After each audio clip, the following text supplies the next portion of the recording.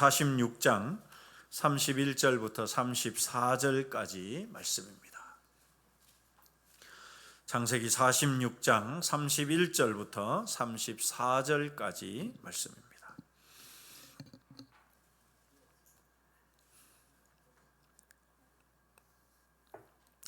네, 우리 한 목소리로 함께 합독하시겠습니다. 시작합니다. 요셉이 그의 형들과 아버지의 가족에게 이르되 내가 올라가서 바로에게 아뢰어 이르기를 가나안 땅에 있던 내 형들과 내 아버지의 가족이 내게로 왔는데 그들은 목자들이라 목축하는 사람들이므로 그들의 양과 소와 모든 소유를 이끌고 왔나이다 하리니 바로가 당신들을 불러서 너희의 직업이 무엇이냐 묻거든 당신들은 이르기를 주의 종들은 어렸을 때부터 지금까지 목축하는 자들이온데 우리와 우리 선조가 다 그러하니이다 하소서. 애굽 사람들은 다 목축을 가증히 여기나니 당신들이 고센 땅에 살게 되리이다. 아멘. 네, 드디어 이 아버지 야곱이 요셉을 만나게 됩니다. 20여 년 전에 요셉의 형들이 요셉을 애굽에 팔아버리고는 이 형들이 이 요셉이 있던 그 옷에다가 짐승의 피를 묻혀와 가지고 사나운 짐승에게 잡아먹힌 것처럼 아버지를 속였기 때문에 그때까지 이 야곱은 자기 아들 요셉이 죽은 줄로만 알고 있었습니다. 그런데 이 애굽의 양식을 사러 갔던 자식들이 돌아와서는 우리가 요셉을 만났다고, 그것도 대애굽의 총리가 되어 있었습니다 라고 말을 하니 여러분, 아버지 야곱이 어떻게 그 사실을 믿을 수가 있겠습니까? 그런데 이 야곱이 요셉이 보낸 이 수레를 보고서 그것을 믿습니다. 45장 27절에 이렇게 말씀합니다. 그들의 아버지 야곱은 요셉이 자기를 태우려고 보낸 수레를 보고서야 기운이 소생했다. 여러분, 우리말 성경은 기운이 소생했다 이렇게 말하는데 원어로 보면은 야곱의 영혼이 살아났다라고 말합니다. 그럴 정도로 여러분, 이 요셉이 살아있다는 이 소식이 야곱에게는 말할 수 없는 기쁨이 되었던 것입니다. 그렇지 않겠습니까? 죽은 줄로만 알았던 요셉이 버젓이 살아있다고 하니, 그래서 이 야곱은 이렇게 자기 아들들에게 말합니다. 28절 말씀 우리 같이 읽어보시죠. 시작합니다. 이스라엘이 이르되 조카도다 내 아들 요셉이 지금까지 살아있으니 내가 죽기 전에 가서 그를 보리라. 네. 조금 더 쉬운 이야기로 하자면 이제 죽어도 여한이 없다. 요셉이 살아있으니 죽어도 여한이 없다, 이런 말이죠. 그만큼 이 요셉의 소식은 야곱에게는 생명의 단비와 같았고 그 죽은 것 같은 야곱에게 새 힘이 불끈불끈 솟아나게 했습니다. 야곱은 그래서 자기 모든 가족과 모든 소유를 이끌고 애굽으로 출발해서 애굽 땅으로 들어가게 되죠. 그로부터 430년이 지나서 모세를 통해서 이스라엘 백성들이 출애굽을 하게 되는 그 계기, 입애굽을 한 것입니다. 야곱은 자기 가족 70명과 함께 입애굽에 들어가게 되었습니다. 여기에는 여러분 하나님의 특별한 섭리가 있었습니다. 왜냐하면 아직까지도 우리가 지금까지 봐온 것처럼 여러분 혹독한 흉년이, 대흉년이 4, 5년은 좋게 남아있는 상황이었죠. 그런 상황 속에서 이 곡식이 풍성한 애굽에서 하나님은 이 야곱의 가족들을, 하나님의 백성들을 안정적으로 먹이시려는 목적이 첫 번째였고, 두 번째는 여러분 당시에 이 국제 정세가 굉장히 급박하게 바뀌는 상황이었습니다. 이 족속이 저 족속을 무너뜨리고 이 나라가 저 나라를 점령해서 민족을 말살하는 그런 시기였거든요. 그래서 이 가나안 땅 주변이 굉장히 이 정세가 복잡했는데 이 야곱의 가족은 여러분 70명밖에 안 되니까 어느 민족, 어느 국가에 의해서 정말 공중분해될지, 진멸될지, 싸그리 다 사라질지 알 수 없는 상황이었습니다. 그런 상황에서 하나님은 이 야곱의 가족들을 몽창 들어가지고 애굽으로, 여러분 당시 애굽은 세계 최강대국이었습니다.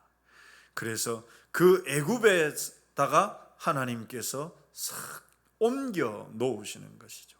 성경은 이것을 나중에 보면 뭐라고 설명하느냐, 어머니 뱃속에다가 이 애굽을 이스라엘을 위한 어머니 뱃속으로 묘사를 합니다. 거기에서 그들이 10달이 아니라 430년이 지나는 동안에 거기에서 점점 자라나고 성장하고 번성해서, 여러분 430년 후에 출애굽을 할 때에는 70명이었던 야곱의 가족이 최소한 200만 명이 넘는 정말 하나의 민족을 이룰 정도로 그렇게 번성하게 되었던 것입니다. 안정적으로 성장하도록 하나님은 당대 최강대국이었던 애굽이 완전히 보호하도록 하나님은 그렇게 이 야곱의 가족들을 애굽으로 옮기셨던 것입니다. 이런 하나님의 계획과 섭리 가운데 야곱은 온 가족을 이끌고 드디어 애굽으로 들어가서 꿈에도 그리던 요셉을 만나게 되죠.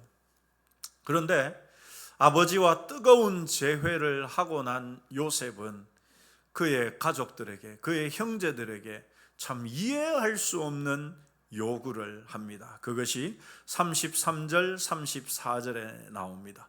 우리 같이 읽어보시죠. 시작합니다. 바로가 당신들을 불러서 너희의 직업이 무엇이냐 묻거든 당신들은 이르기를 주의 종들은 어렸을 때부터 지금까지 목축하는 자들이온데 우리와 우리 선조가 다 그러하나이다 하소서. 애굽 사람은 다 목축을 가증히 여기나니 당신들이 고센 땅에 살게 되리이다. 아멘.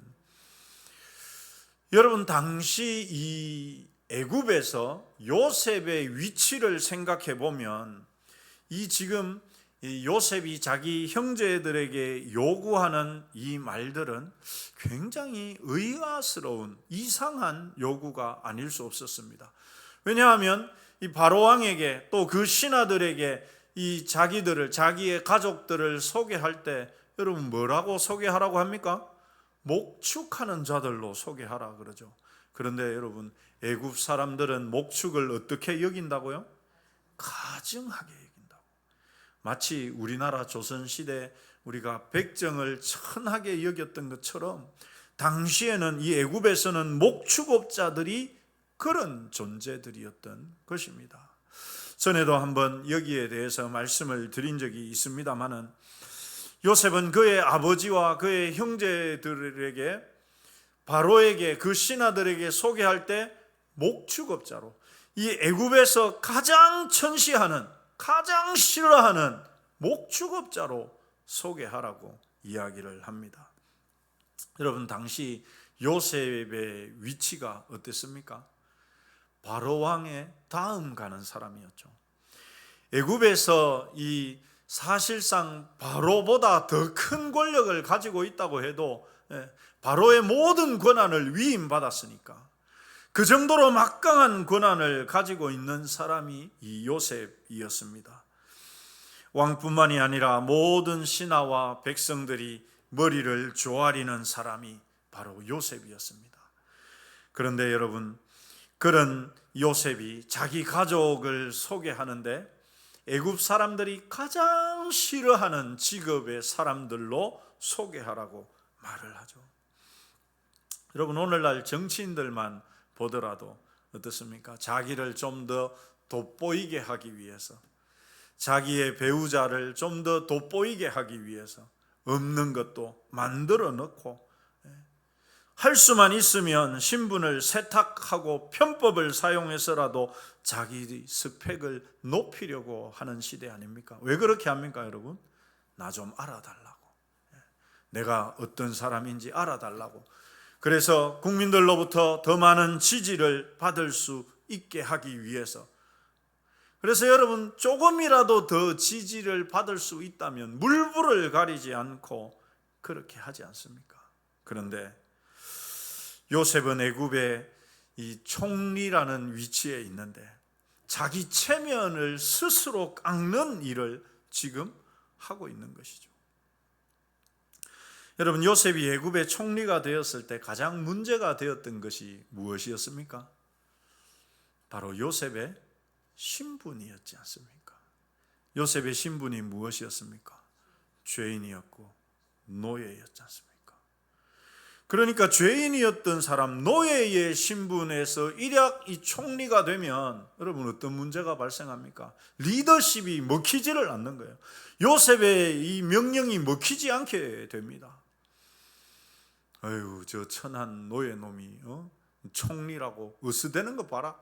뒤에서 그런 말들이나 하고, 앞에서는 뭐 어쩔 수 없이 고개를 조아릴지는 몰라도 여러분 진정으로 요셉을 따르지 않지 않겠습니까? 그래서 바로왕이 요셉을 총리로 임명하면서 가장 먼저 한 것이 뭡니까? 가장 신경 써준 것이 무엇입니까? 요셉의 신분을 높여주는 거예요. 어떤 방법으로요?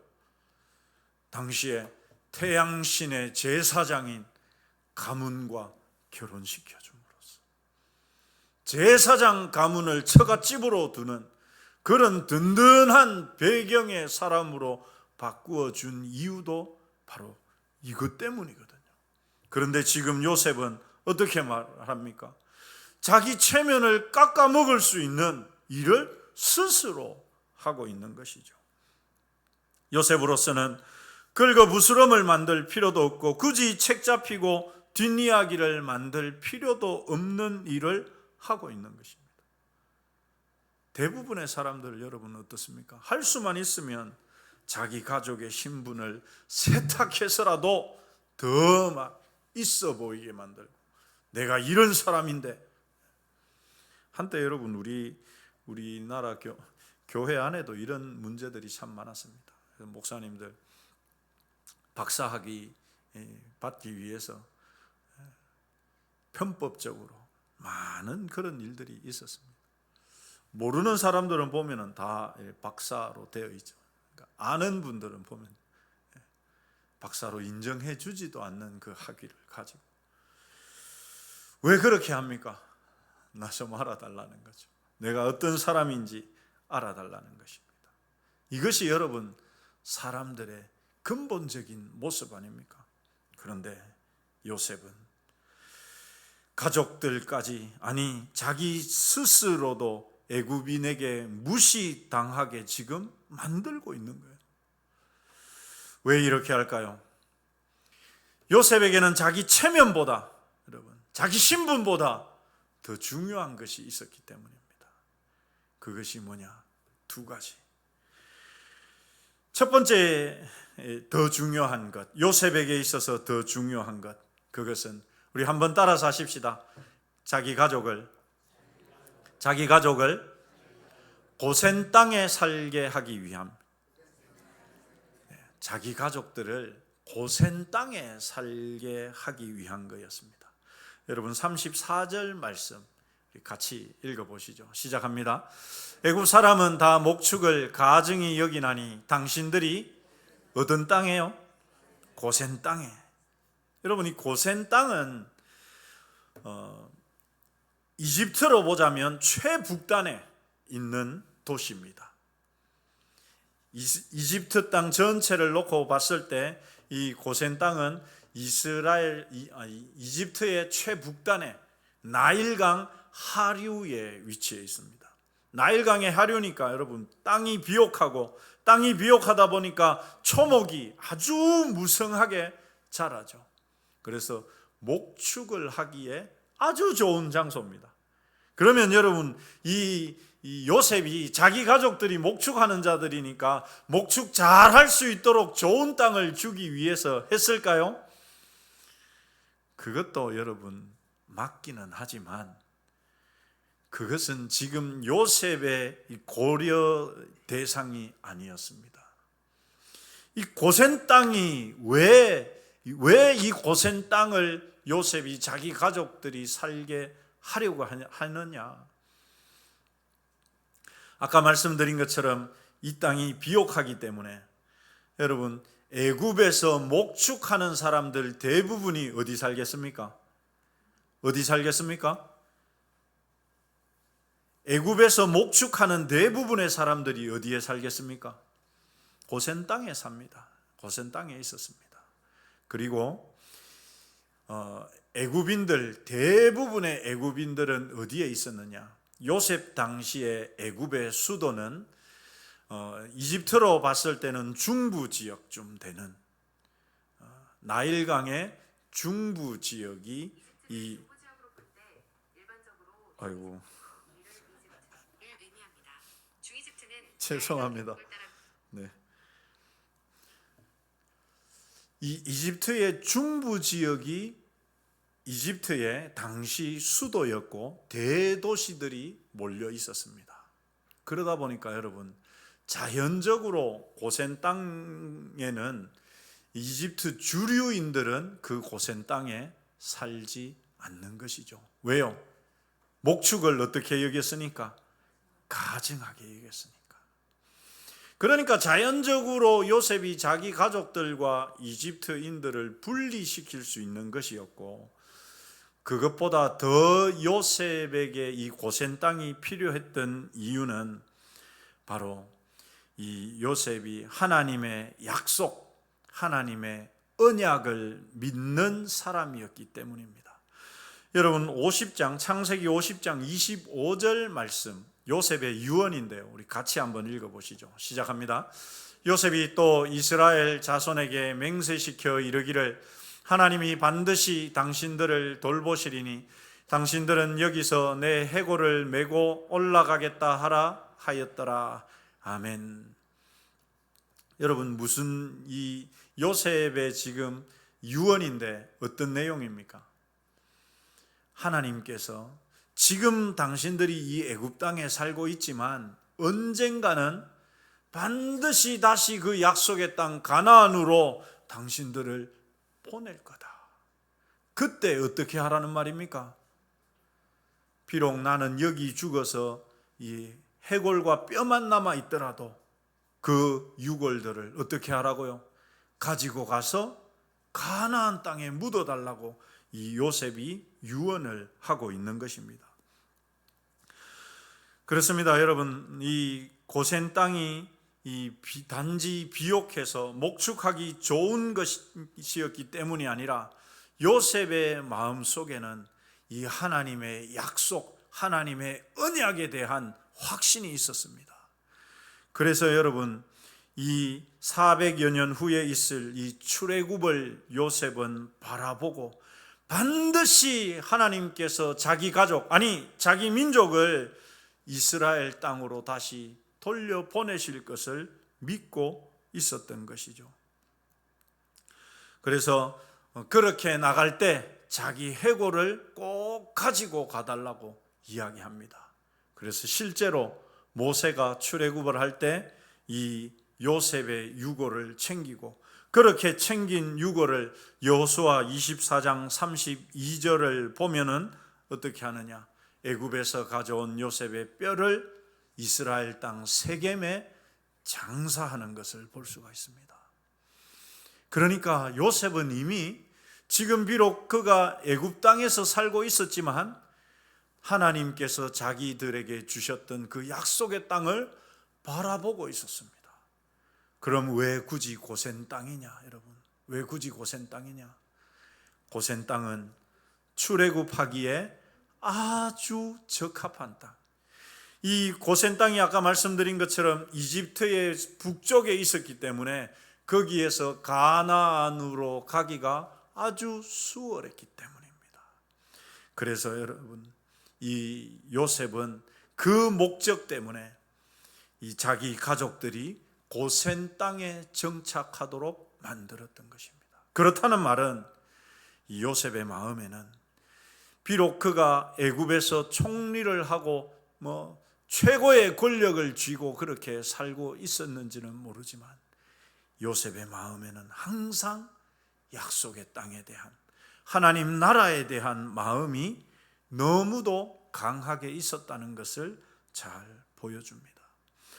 여러분, 두 번째, 요셉이 자기 가족을 목축업자로 애굽에 소개하는 이유는요, 바로 이 하나님 백성이라는 정체성을 유지하도록 하기 위함이었습니다. 이것은 전에도 말씀드린 적이 있는데, 당시 요셉은 애굽인이라고 하면은 모두가 선망하는 사람이었습니다. 그렇다는 말은 어떻게 해서라도 요셉에게 잘 보이려고 했다는 말이죠. 왜요? 모든 권력을 요셉이 쥐고 있었으니까. 출세하려면 요셉에게 잘 보여야 돼. 그런데 여러분, 요셉에게 잘 보일 수 있는 제일 좋은 방법은 무엇이겠습니까? 요셉에게는 두 아들이 있었거든요. 어떻게 하는 것이 제일 좋은 방법이겠습니까? 자기의 자녀들을 요셉의 아들들과 결혼시키는 거겠죠. 결혼 관계를 맺는 것입니다. 그런데 생각지도 못했던 이 요셉의 형들까지, 이 요셉의 가족이 70명이나 애굽에 들어오게 되었습니다. 여러분, 아마 요즘으로 보자면, 요즘은 아닙니다만은 현대적으로 말하자면 당시에 애굽의 이 뚜쟁이들이 어떻게든 이 요셉의 가문과 연결시키기 위해서, 여러분, 정말 저는 질문이 명확하지 않습니다. 어떻게든 요셉의 죄송합니다. 네. 이 휴대폰이 너무 좋은 기능이 있어도 이 말을 알아들어서 이렇게 하는 것 같습니다. 죄송합니다. 다음부터는 제가 휴대폰을 안 들고 오도록 하겠습니다. 어떻게든 이 요셉의 가문과 결혼으로 연결시키기 위해서 모든 최선의 노력을 이 애굽의 가문들이 기울였다는 말이죠. 어떻게 하면 이 요셉의 눈에 들 수 있을까? 어떻게 하면 저 요셉과 어떻게든 연결할 수 있을까? 왜요? 그것이 출세의 지름길이었기 때문입니다. 그래서 여러분, 가장 좋은 방법, 이 요셉의 가정과 어떻게든 결혼으로 연결되려고 했던 것이죠. 그런데 형제들이 70명이나 애굽에 들어왔으니 여러분, 아마 당시에 이 애굽의 이 고위층들, 상류 사회에서는 난리가 났을 거예요. 어떻게 연결할 수 있을까? 그들과 결혼 관계를 맺으려고 치열한 경쟁을 했을 것이 여러분, 불을 보듯 뻔합니다. 왜냐하면 그것이 권력의 속성이기 때문에 그렇습니다. 요셉이나 그의 형제들이 애굽 사람들과 결혼하게 되면 여러분, 어떻게 되겠습니까? 어떻게 될까요? 분명 인간적으로 보자면 요셉의 그 지위, 요셉의 권력은 더욱더 막강해질 겁니다. 왜요? 요셉이 애굽의 주류 인사들과 결혼으로 연결된다면 여러분, 요셉이 가지고 있는 그 지위, 이 야곱의 가족들이 가진 누릴 그 지위가 얼마나 더 견고해지지 않겠습니까? 실제로 애굽의 모든 상류층들이 이 요셉의 가문과 그렇게 결혼으로 연결된다면 여러분, 요셉으로서는 얼마나 든든한 그 뒷배경들을 갖게 되지 않겠습니까? 그런데 10년, 20년은 몰라도 100년, 200년이 지나게 되면 여러분, 어떤 결과가 생기겠습니까? 야곱의 가족들은 전부 사라지고 없어질 것입니다. 왜요? 절대 다수가 애굽인들이기 때문에. 시간이 지나면서 자연적으로 피가 섞이게 되면서 아브라함부터 내려온 하나님의 백성이라는 정체성도 다 사라지게 될 것이고, 약속의 땅이니 하나님의 언약이니 하는 것들은 다 잊혀져 가게 될 것입니다. 출애굽은 생각할 필요도 없고 여기가 좋사오니 거기에서 머물러 살게 될 것이 불을 보듯 뻔한 것이죠, 여러분. 이것이 결혼의 무서움입니다. 여러분, 어떻게 해야만 이런 일들을 미리 방지할 수 있겠습니까? 애굽인들이 요셉이나 야곱의 가문을 쳐다도 보지 않게 만들면 됩니다. 어떻게 하면 됩니까? 우리가 본 것처럼 34절 말씀 우리 다시 한번 읽어보시죠. 시작합니다. 애굽 사람은 다 목축을 가증히 여기나니 당신들이 고센 땅에 살게 되리. 여러분, 여기에 나오는 이 가증히라는 이 단어는 가장 싫어할 때, 아니 어떤 대상을 혐오할 때 쓰는 단어가 이 가증이라는 단어입니다. 그러니까 애굽 사람들이 목축하는 사람들을 싫어하는 정도가 여러분 그냥 절로 가 하는 이 정도가 아니라 아예 상종조차 하지 않을 정도로 싫어하는 사람들, 그 단어가 여기에 사용되어 있었습니다. 요셉은 분명히 이것을 정확하게 알고 있었습니다. 그래서 어떻게 합니까? 아예 처음부터 자기 가족과 애굽인들이 결혼 관계로 엮이지 않도록 요셉은 이 방법을 사용한 것입니다. 그래서 그들을 소개할 때 애굽인들이 가증히 여기는 목축업자로 자기들을 소개시킨 것입니다. 요셉은 이 사실을 잘 알았기에 애굽의 누구도 그들과 혈연 관계로 엮이지 않게 하려고 했습니다. 그래서 내 체면이 바닥에 떨어지고 내가 좀 창피를 당하고 사람들이 수근수근거리고 뒷말들을 듣더라도 그보다 더 중요한 것은 우리 가족이, 우리 민족이 하나님의 백성이라는 그 정체성을 잃지 않고 사는 것이었습니다. 이것을 요셉은 가장 중요하게 앞세웠던 것입니다. 여러분, 인간적인 방법에서 보자면요, 왜 우리나라도 그렇습니다만은 상류층의 사람들이 여러분 저 낮은 사람들하고 잘 엮이려고 하지 않잖아요. 특히나 결혼 문제에 있어서는. 왜 그렇습니까? 왜 그렇게 합니까? 자기들의 그 위치를, 기득권을 절대 놓치지 않기 위해서죠. 요셉이라고 여러분 그것을 몰랐겠습니까? 요셉은 정통 애굽인도 아니었습니다. 게다가 그의 신분은 과거의 노예였고 죄수였습니다. 그것을 웬만한 애굽의 신하들, 애굽의 이 엘리트 층들은 다 알고 있었습니다. 그렇다면 여러분, 요셉이 그럴수록 어떻게 하고 싶지 않게 자기의 이 위치를 더 견고하게 하기 위해서 애굽인들이 하지 않으려고 하더라도 요셉이 나서서라도 자기 가족들을, 자기 형제들을 그 상류층들과 결혼시키려고 하고 싶지 않았겠습니까? 그런데 요셉에게는 그것은 전혀 고려의 조건이 아니었습니다. 어떻게 하면 이 애굽 안에서 우리 가족이 하나님의 백성이라는 이 정체성을 갖고 살게 만들 것인가? 이것이 요셉에게는 가장 중요한 것이었습니다. 그래서 여러분, 이것이 하나님의 언약 백성, 하나님 백성의 올바른 삶이죠.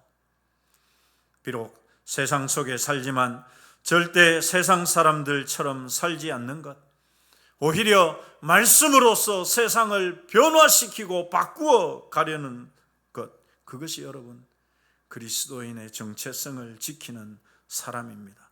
세상 사람들은 좀 무시할 수 있습니다. 좀 우습게 볼 수도 있습니다. 그래도 당당하게 내가 하나님의 백성이라는 것을 드러내고 세상의 방식, 세상의 삶이 아니라 말씀이 가르치는 대로 살아가는 사람, 이것이 여러분 진짜 하나님의 백성의 삶입니다. 사랑하는 성도 여러분, 우리는 내 체면이나 자존심을 대단히 중요하게 생각합니다. 그렇지 않습니까? 여러분, 우리 중에 어느 누가 자존심 상해도 체면이 떨어지는 것을, 여러분, 그것을 그냥 다 감내하고 받아들일 사람 누가 있겠습니까? 조금만 상해도 화내고 삐치고 토라집니다. 요셉은 자기나 가족의 명예와 자리보다는 언약 백성의 정체성을 더 중요하게 여겼습니다. 여러분, 왜 그랬을까요? 그것이 가장 소중하다고 생각했기 때문입니다. 내 체신이 깎이는 것, 내 자존심이 상하는 것, 그것은 요셉에게는 고려의 대상이 아니었습니다. 여러분, 시편 84편 10절 말씀, 우리가 잘 아는 말씀인데 우리 같이 읽어보시죠. 시작합니다. 주의 궁정에서의 한날이 다른 곳에서의 첫날보다 나은즉 악인의 장막에 사는 것보다 내 하나님의 성전 문지기로 있는 것이 좋사오니. 여러분, 요셉은 이 시편의 기자가 이 고백을 하기 수백 년 전에 이 사실을 잘 알고 있었습니다.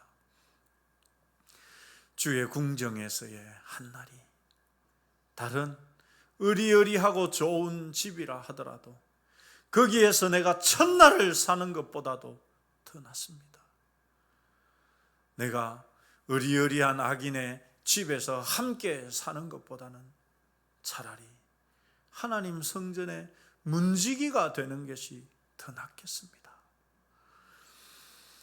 저와 여러분도 이런 고백의 사람이 되시기를 소망합니다.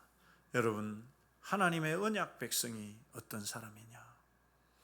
내가 하나님의 언약 백성이라는 그 사실을 다른 무엇보다도 소중하게 여기는 것입니다.